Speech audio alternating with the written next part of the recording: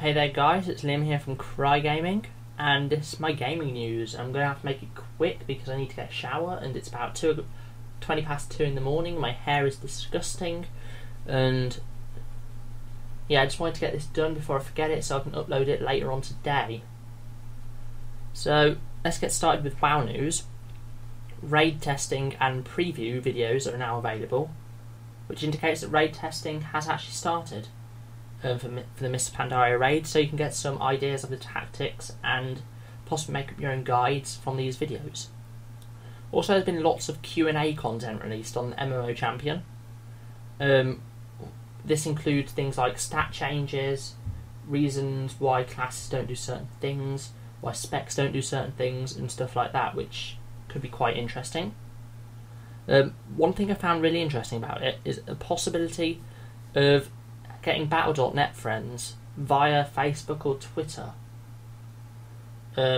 which I think other games have done in the past. So basically it'll access your Facebook friends list and like see which ones of them have Battle.nets and link it all together so you can have your Facebook friends on your Battle.net, which could be quite nice. Also, if you're an add-on developer out there, you can now receive some more beta keys for Mr. Pandaria, so you can like develop your add-ons in Mr. Pandaria environment, so you can test and tweak your add-ons so they work with the new expansion. Also, changes have been made to the bind on account mounts. If you weren't aware, Mr. Pandaria introduced a system where once you receive a mount on one character, all characters will have that mount, so all mounts will be bind on account. Except for these exceptions which have been listed in these changes, that class-specific mounts and PvP mounts won't be available on bind on accounts, they'll be bind on character. So if you've got like a Gladiator's Frostworm on one of your characters, I hate you. No, I'm joking. If you've got a Gladiator's Frostworm on your characters, it'll be on that one character and it won't be on any other characters.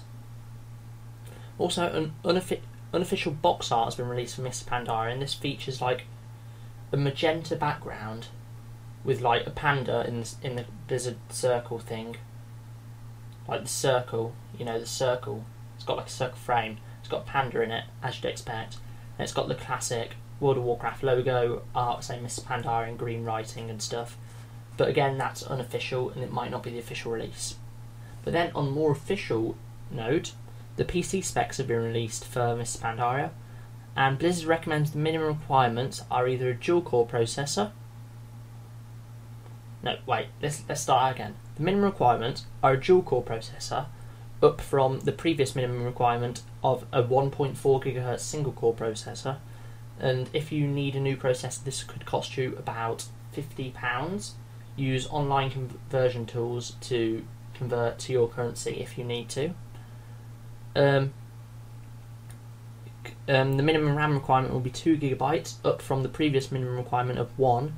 And I believe you can get 2 GB of RAM for as cheap as a tenner nowadays, 10 quid, £10. And then the most expensive part of the upgrade will probably be the graphics card. And if you're an ATI user, the minimum graphics card you'll need is a Radeon X1800 Pro, or if you're an Nvidia user, a GeForce 6800. And this is up from the previous minimum requirements of a Radeon 9500 or a GeForce FX 5000.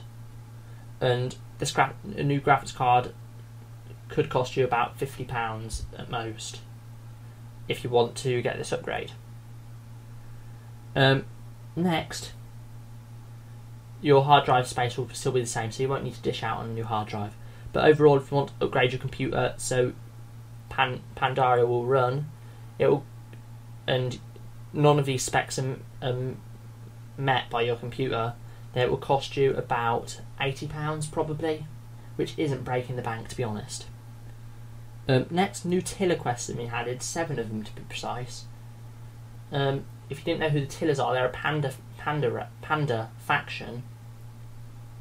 Panda reputation faction, yeah, that's it. And they're the ones which will give you farming dailies, so you can farm your own herbs. which is very interesting for herbalism. So next we move on to more general news, and this starts off with the Amazing Spider-Man game, which is scheduled for a later release on PC in August, which is happening on all PC games nowadays, it seems, which is completely ridiculous. Also, Valve have released a new machinima tool. Machinima being using game footage and gameplay as like acting for a storyline or a story of your creating, and this machinima tool will allow you to record gameplay and edit it for free, and you can get this via Steam. Next, Black Ops 2 have added a new pre-order bonus of Nuketown map. Nuketown was the map from Black Ops 1 where a lot of players hosted private games because it was small, but was a very good map. It was very well set out and I really liked it. So that was a really good map, and it's a good addition to the pre-order bonus. Next, for you Half-Life fans out there who are eagerly awaiting the release of Half-Life 3, some unofficial concept art has been released, and the people who found this concept art have actually emailed Valve to ask them if it's real concept art and are expecting a reply in the near future. And now this could be a big news for lots of you Halo fans out there. 10 new weapons and 50 episodic missions will be available on the release of Halo 4. Now, 10 new weapons, that's fairly standard and self-explanatory, but episodic missions, now, if you're unaware of what episodic gaming is, then think like a TV series. Let's take Game of Thrones for example. There are other TV series out there, but I'm just saying this one because this one's very popular. Game of Thrones and had a new episode every week, which is very similar to episodic gaming, where a new map or new mission will be released every week or month, which is more likely. And new episodic missions will release over time in Halo 4, so you don't get bored of the campaign. Next is fairly disappointing news for Europeans.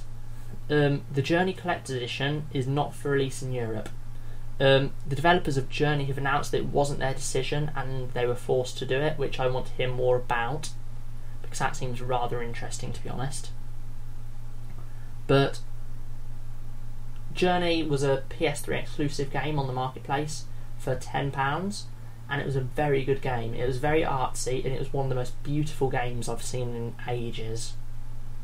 And it's just a disappointment that there's going to be no collector's edition in Europe. Also, for you Minecraft fans out there, if you weren't aware, Mojang were creating a new game called Scrolls, and it's nearing its closed alpha state.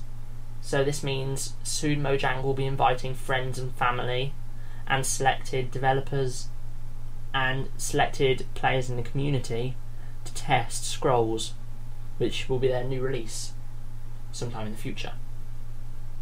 Now, news on Resident Evil 6, the Collector's Edition.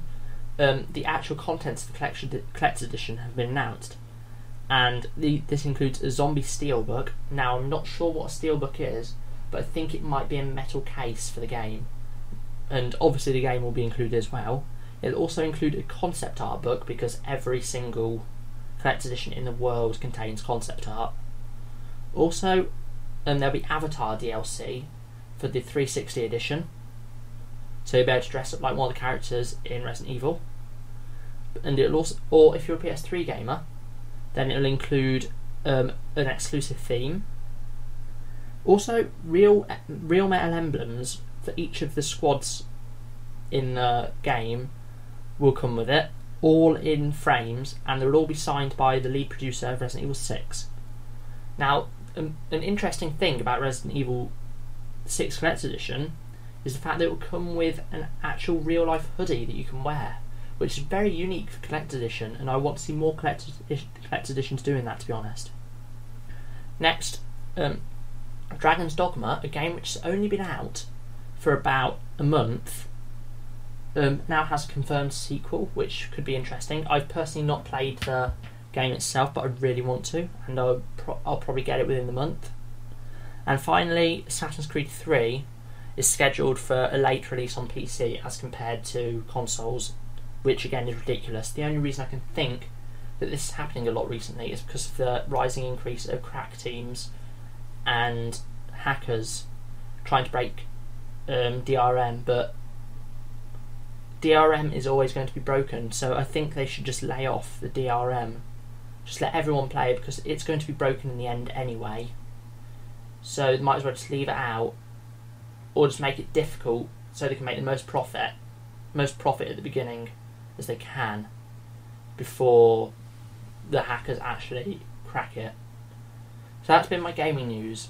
So rate, comment and sub if you deem me worthy, and I'll see you soon. And I'm sorry that these are like rushed nowadays. It's just my camera has like a 10-minute life of recording, so it won't record for longer than 10 minutes really, even though this has been going on for about 11, but it records for about this long and then it shuts off, so it might shut off halfway through me speaking this.